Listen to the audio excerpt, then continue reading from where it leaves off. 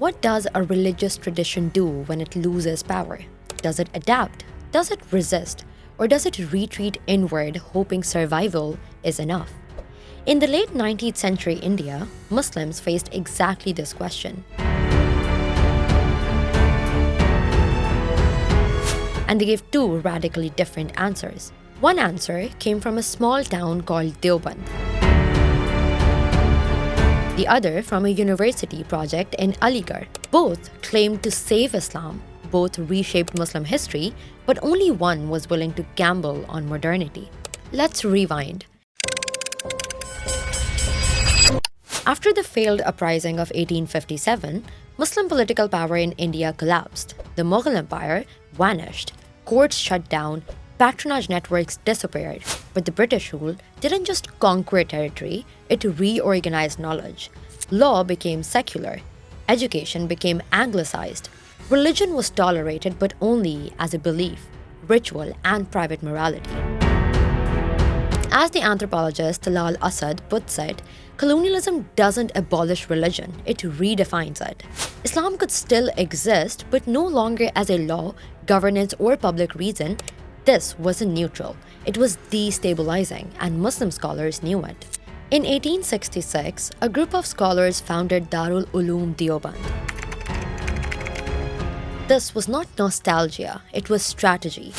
Deoband refused British funding, refused aristocratic patronage. Instead, it relied on small public donations. That single decision changed everything. Religious authority moved from courts to classrooms, from palaces to the public. The Ulema were no longer state functionaries, they became guardians of moral order. And here's the paradox. Deoband was institutionally modern. It had fixed curricula, exams, salaried teachers, bureaucratic discipline. In form, it looked like a modern college, but in content, it chose retreat. Now this is where things get uncomfortable.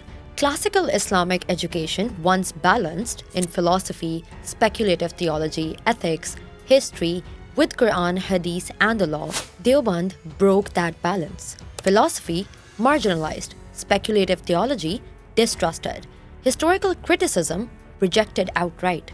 Not because scholars were ignorant, but because historical thinking dissolves certainty. If texts are historically embedded, if ethics change over time, if law reflects social context, then authority becomes negotiable. Deoband chose certainty over adaptability. This wasn't accidental conservatism. It was an epistemic firewall. Islam would survive, but only by sealing itself off from disciplines that might remake it.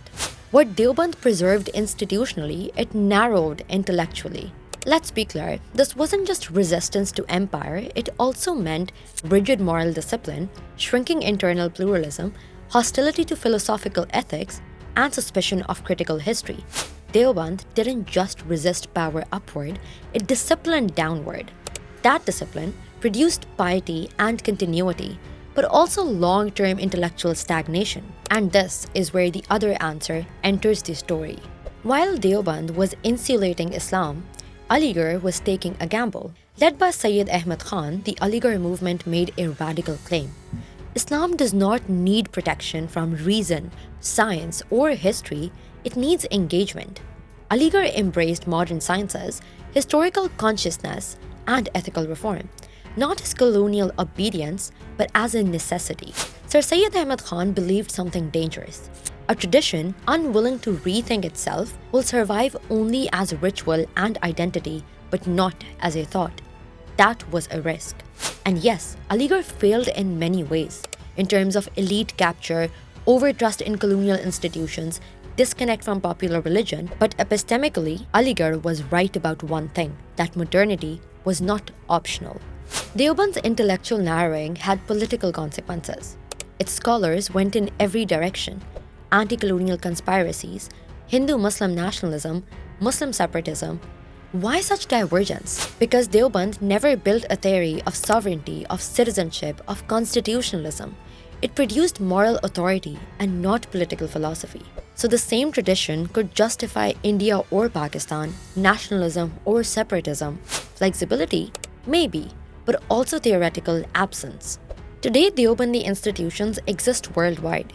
They're often lazily linked to extremism, but that's unfair. But it's also incomplete.